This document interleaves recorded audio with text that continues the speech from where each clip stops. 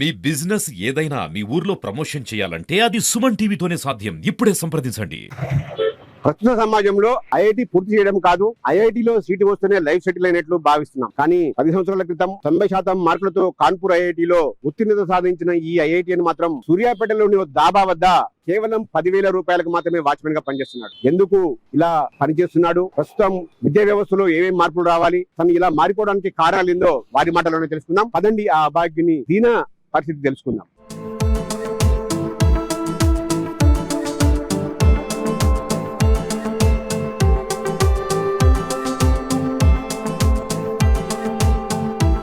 సంగతులు అదే ఐఐటి ఎప్పుడు కంప్లీట్ అయిపోయింది? 2010 అండి. ఏం సబ్జెక్ట్ లో? పవర్ ఎలక్ట్రానిక్స్ అండి. అంటే ఐఐటి చదివిన వాళ్ళు ఎక్కడో విదేశాలలో లేకపోతే గూగుల్ కంపెనీలోనో ఎక్కడో ఫేస్బుక్ పెద్ద పెద్ద కంపెనీలో మనం ఊహిస్తుంటాం. ఎందుకు నువ్వు అంటే ఈ ఉద్యోగం చేయడానికి కారణం? చెప్పినా కదా సార్, అక్కడ ప్రాక్టికల్ ఆస్పెక్ట్ సరిగా లేదు. అందువల్ల నాకు నేను ప్రాక్టికల్ గా చేయలేకపోయినా. థియరిటికల్ గా నాలెడ్జ్ ఉంది, కానీ ప్రాక్టికల్ మార్కెట్ లో ప్రాక్టికల్ నాలెడ్జ్ ఆస్పెక్ట్ లో నేను అలా చేయలేకపోయినా. అంటే గోల్డ్ మెడల్ కూడా సాధించామని విన్నాం. గోల్డ్ మెడల్ అది అబద్ధం అండి. అది అబద్ధం అండి. గోల్డ్ మెడల్ నాకు రాలేదండి. ఎందుకంటే లేని చెప్పకూడదు. కాకపోతే పర్సంటేజ్ మాత్రం బాగానే వచ్చింది, 90 వచ్చింది. 90% అంటే ఆటోమేటిక్ గోల్డ్ మెడల్ తో సమానం. అది మెడల్ ఎవరు ఇవ్వలేదు నాకు.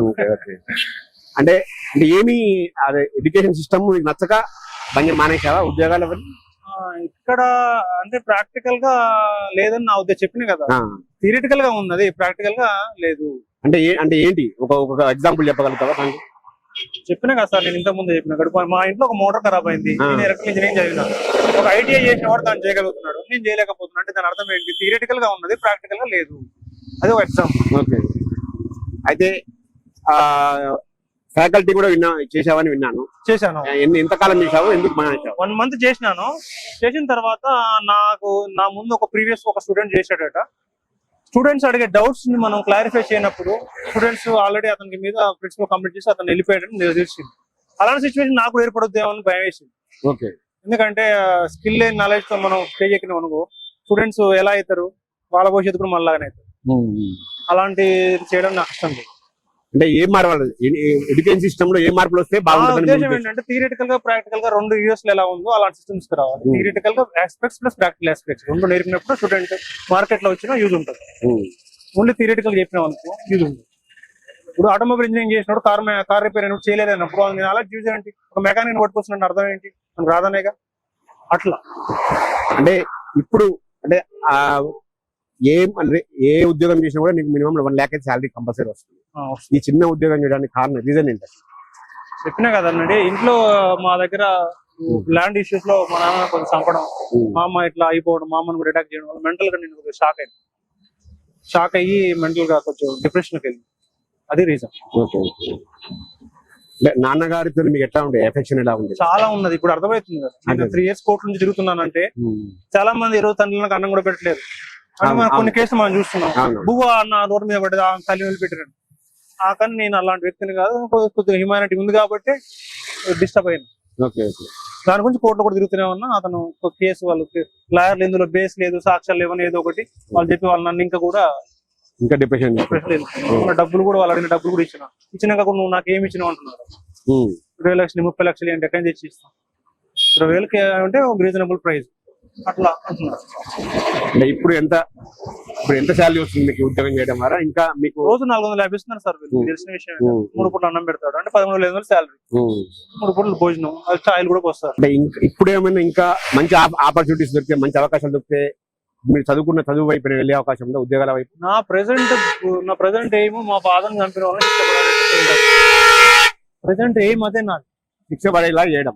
ఇప్పుడు ఫర్ ఎగ్జాంపుల్ పులివెందర్ రెడ్డి నరికేరు ఇక్కడ నరసింహ 9 years తర్వాత 4 యావజీవం పడ్డది. అదే లైన్ లో నేను 3 years 3 లాయర్స్ కూడా మార్చినాను. అదే లైన్ లో ఆమె కందుకుల శ్రీవాణి అట లాయర్ హైదరాబాద్ లో ఉంటుంది. ఆమె ఓన్లీ గవర్నమెంట్ కేసు టేకప్ చేస్తుంది. నేను దాని గురించే నా ఖాళీ టైంలో ఎఫర్ట్ పెడుతుంది.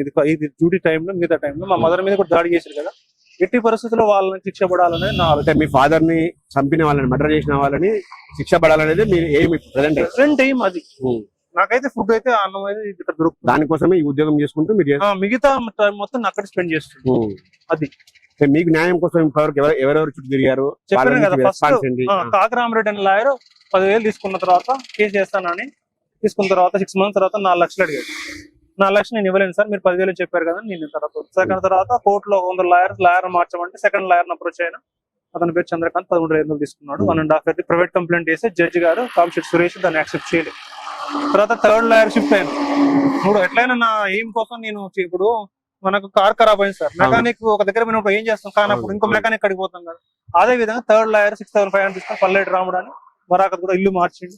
అతను ఏమంటున్నాడు అంటే, నాకు పైసలు ఏమి ఇచ్చినావు, 6,500 ఏం కేసు వస్తుంది అని అంటున్నాడు. నేను చెప్పిన సార్ పని అయినాక ఇస్తాను, మీరు ఒకవేళ చేయగలిగితే. ఇంతవరకు 6 months అయింది, మీరు ప్రైవేట్ కంప్లైంట్ ప్రిపేర్ చేయలేదు, కోర్టులో ఏ డాక్యుమెంట్ ప్రిపేర్ చేయలేదు. అలా మీరు ఇట్లా అమాయకుల దగ్గర డబ్బులు తీసుకొని బలి చేయడం, మేము ఆల్రెడీ పెయిన్ లోనే మీ దగ్గరికి వచ్చినాము, దాన్ని మీరు ఇంకా అడ్వాంటేజ్ తీసుకుంటే ఎమోషన్, ఇంకో లాయర్ అని చెప్పంటే నిన్ను ఎమోషన్ వాళ్ళు ఎక్స్ప్లాయిట్ చేస్తున్నారు, నీ యొక్క బాధని వాడు ఎక్స్ప్లాయిట్ చేస్తున్నారు. ఎంతకాలం అయింది మీ ఫాదర్ ఎప్పుడు చంపారు? 2.5 years సార్ నేను తిరగబోతు.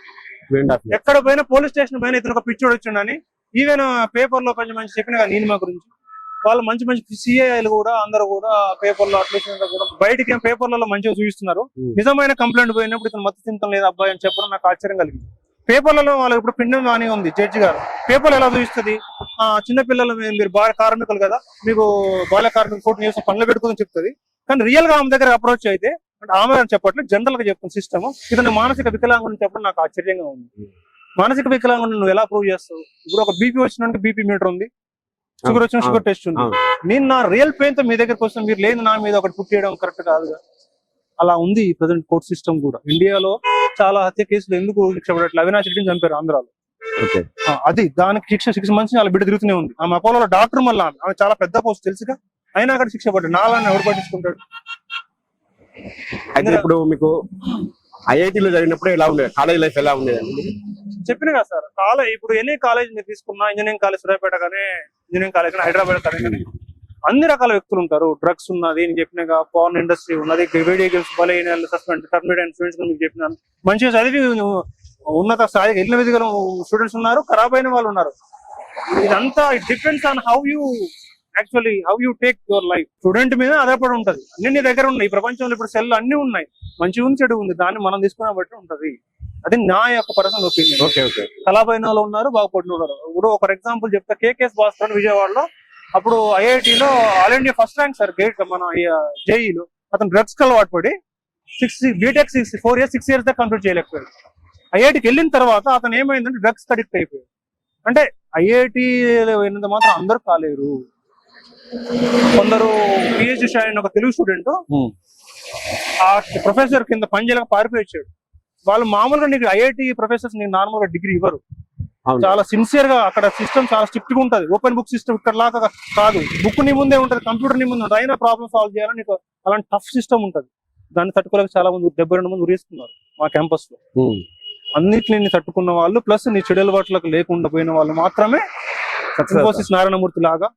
ఇప్పుడు ప్రెసెంట్ గూగుల్ సిఇఓ కూడా ఐఐటి ఖరగ్పూర్, అతను స్టాన్ఫోర్డ్ అమెరికా చదివి వచ్చాడు, మీకు తెలుసు. అది కొందరికే, అందరు కాలేదు. చాలా ఫ్యాక్టర్స్ అక్కడ పనిచేస్తాయి. మీకు అర్థమైంది? ఫైనల్ గా మీ సొంత ఊరు ఏ ఊరు? మాది పాత సూర్యాపేట అండి, ఆత్మకూరు మండలం పాత సూర్యాపేట. ఫైనల్ గా ఇప్పుడు ఏం చెప్పదలుచుకుంటున్నావు? మీ ఫాదర్ తో న్యాయం కావాలని పోరాడు. న్యాయం జరిగితే మళ్ళీ మళ్ళీ అప్పుడు నాకు అంటే ఇప్పుడు 10 years గ్యాప్ వచ్చింది సార్. 2010 లో అయిపోయింది కదా. ఇప్పుడు ఇంత గ్యాప్ ఎవరు తీసుకుంటారు? ఫ్రెషర్స్ రెడీగా ఉన్నారు, నన్ను తీసుకోరు కదా. నేను ఏదో ఒక లైఫ్ చేస్తూ జాబ్ ఫ్యాకల్టీ చేయొచ్చు కదా. చాలా వచ్చింది కదండి గ్యాప్, వాళ్ళు యాక్సెప్ట్ చేయరు ఫ్రెషర్స్. ఇప్పుడు నేను ఫర్ ఎగ్జాంపుల్ నేను ఇంటర్వ్యూ పోయినా ఇంజనీరింగ్ కాలేజ్, 60 మంది ప్యానల్ నన్నే తీసుకున్నారు. వాళ్ళు ఉండే క్వశ్చన్ అడిగారు, అవి కూడా నేను చెప్పలే. వాళ్ళు ఏమన్నారంటే, నువ్వు నార్మల్ స్టూడెంట్ కాదు, నువ్వు చేతి మా స్టూడెంట్స్ అర్థం కూడా రాదన్నాడు అతను. ఇంకా క్యాంటీన్ కోసం అందరు నా దగ్గరకు వచ్చి కుట్టు ఒక రకమైన ఏదో మార్క్ జుకర్బర్గ్ వస్తే ఫేస్బుక్, నేను మార్క్ జుకర్బర్గ్ కాదు, శామ్ ఆల్ట్మన్ కాదు, నార్మల్ పర్సన్. కానీ అది విపరీతమైన ఇంపార్టెన్స్ ఊర్లో పోతే కూడా.